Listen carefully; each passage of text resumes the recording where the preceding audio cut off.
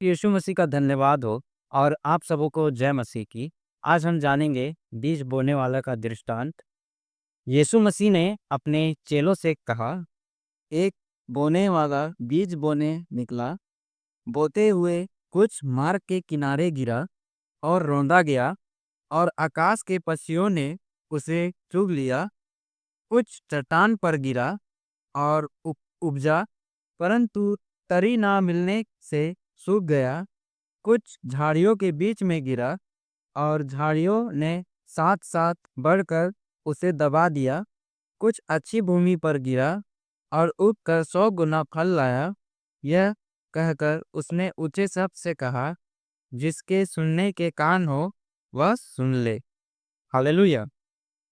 आगे हम देखते हैं, उसके चेलों ने उससे पूछा कि इस दृष्टांत का अर्थ क्या है। हालेलुया। उसने कहा, यीशु मसीह ने अपने चेलों से कहा, तुमको परमेश्वर के राज्य के भेदों की समझ दी गई है, पर औरों को दृष्टांतों में सुनाया जाता है, इसलिए कि वे देखते हुए भी ना देखे और सुनते हुए भी ना समझे। हालेलुया। हम यहाँ देखते हैं, मरकुस 4 का 13 में लिखा हुआ है, फिर उसने उनसे कहा, क्या तुम यह दृष्टांत नहीं समझते? यीशु मसीह ने अपने चेलों से कहा, क्या तुम दृष्टांत नहीं समझते? तो फिर और सब दृष्टांतों को कैसे समझोगे? बोने वाला वचन बोता है जो मार्ग के किनारे के हैं, जहाँ वचन बोया जाता है। ये वे हैं कि जब उन्होंने सुना तो शैतान तुरंत आकर वचन को जो उनमें बोया गया था उठा ले जाता है।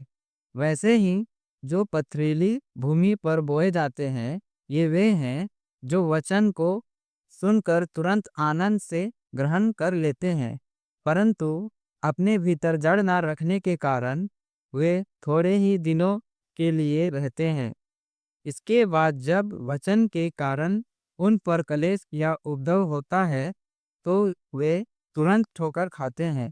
जो झाड़ियों में बोए गए ये वे हैं जिन्होंने वचन सुना और संताप की चिंता और धन का धोखा और अन्य वस्तुओं का लोभ उनमें समाकर वचन को दबा देता है और वह निष्फल रह जाता है।